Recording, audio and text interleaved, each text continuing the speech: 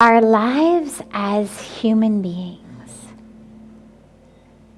as spirit, as soul, in this human form, having a human experience, have so many really interesting, not dichotomies, because that implies that they are somehow opposite or can't coexist, or that they are in conflict in some way, but just two different truths that we are offered an opportunity to find the space for them to coexist. And one of these is that concept of connection or aloneness. Because on a deep spiritual level, we know that ultimately the highest, deepest purpose, the reason we're here, is to experience the truth of ourself, our capital S self. Self-realization, God-realization, moksha, enlightenment, samadhi, whatever term we use for it. And this is what has sent sages and rishis and meditators and seekers into caves for thousands of years. It's what sends people into, if not actual caves in the mountains, it sends them to caves in their homes, caves in their room, caves in our mind. Because we know the practice has to be me and God. That's what it's about. And so much of the spiritual practice is about this disconnection from being so impacted and affected by the things of the world, by the people of the world, by the changing nature of the world, to develop the ability not to react to it, but to just stay grounded and anchored inside. So that's one aspect. And then this other aspect is the fact that we crave connection. And that we actually need it. Not crave it in a way that it's a desire to be overcome, but actually need it. That actually connection is essential. It's essential to our physical well-being. It's essential to our emotional well-being, our spiritual well-being. And these two truths seem to be opposite until we find that place of where they can coexist. And that place is the answer to the question of how we deal with isolation and aloneness. Because that craving for connection, a lot of us misinterpret it into being about a large social network, a social circle, the time that I spend hanging out with my social circle. And what we know from so much spiritual history and teachings, as well as just from our own experience when we're deeply honest with ourselves, is that while those moments may absolutely be enjoyable and fun, they're not usually the ones that leave us with the greatest spiritual experience. They're not the ones that leave us feeling the most deeply connected to the expansive nature of the self. That ironically we get alone with our eyes closed, sitting in our cave or the cave of our mind.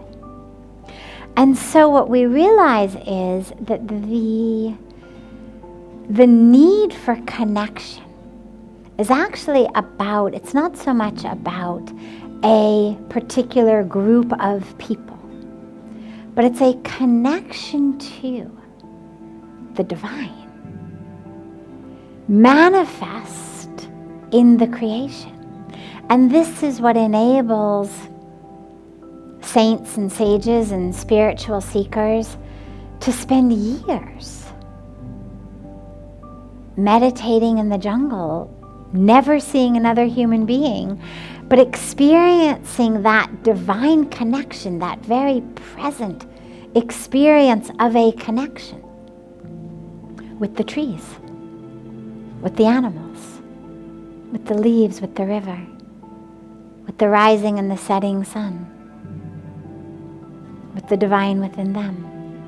And that actually is the same that makes our interpersonal relationships the most fulfilling. The relationships that are the deepest, the ones that really take us closer and closer to the truth of who we are the relationships in which, through that love of the other, we experience a connection to God. And so it's not about you in that body, me in this body, us as two separate individuals, hammering out, a living and a life and compromising on this, and I win over here and you win over there. Not that. But rather, the extent to which we can actually see the divine in each other. So now we come to a time of isolation and loneliness. A time where those of us who live alone find ourselves isolated, alone, absolutely, physically, with all sorts of rules not to go out. Here it's such a blessing to actually be in a place where so many of the Seva team are still here, where so many of our ashram family are still here, and we're able to be together in our distance. So to maintain the distance, but nonetheless to occupy the same space and to still have that.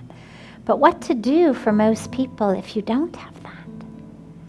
And this is where this moment really puts us into that place where these two truths overlap. So, number one, you need to find a way of connecting. And it may be virtual, but not just by social media. So posting on Facebook and reading Facebook posts doesn't count 100% for social connection. We know that it doesn't count the rest of the time, so there's no reason that it should suddenly start to count because we are quarantined in our homes. We crave and we need a connection that is much deeper than commenting on each other's posts or liking each other's things. And so make sure that you set up time with people. I've heard from people who are having, tea parties by Zoom, gathering friends together, having a cup of chai together, a cup of coffee together, because of course you don't need to maintain social distancing. So as many people as you want to bring in, bring them in. But of course, the fewer the better if you're going to deeply connect. So use this great power of technology. We're so much luckier than people were who have had illnesses like this at different times without the ability to connect. Use it. Technology that's free. Use video chatting, use video conferencing, connect with people. And realize that if you've been stuck in a room, in a home alone, it's not a punishment. You are in that room, in that home, in that situation because that is exactly what is the most conducive situation for you to take your next step closer to God. So use it. Go with it. Find that connection inside. Find that time that normally we don't have to meditate. most of us, I was going to say we all, and I assume it's we all, but nonetheless, without being presumptuous, we'll say most of us, have had the experience of being surrounded by people, but feeling very lonely. Surrounded by people, but feeling very isolated. So it's not actually the physical presence or the physical absence of people that makes us feel either connected or alone. It has to do with inside. So see whether in your physical aloneness you can connect deep within with yourself. Yes, the divine self, the soul, the spirit, but also with your human self. There is something about you that lots of people in the world love. There's something about you that makes you a good friend to your friends, a good best friend to your best friend. What is it? Can you find that? Can you become the best friend to yourself? Whatever it is that your friends see in you, can you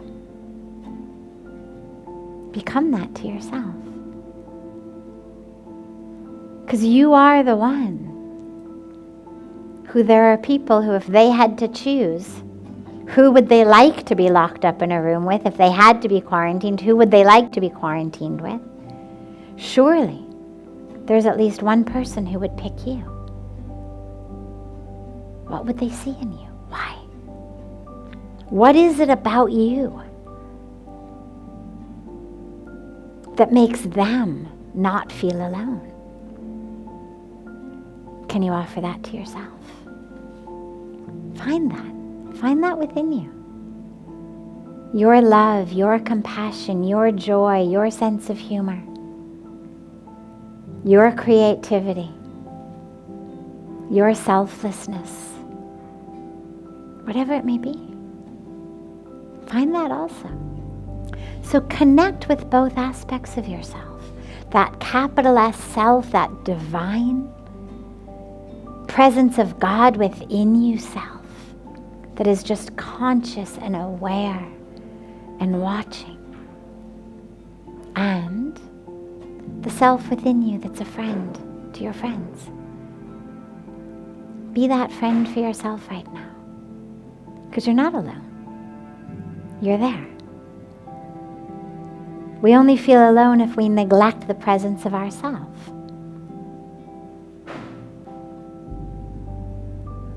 So stop neglecting the presence of yourself.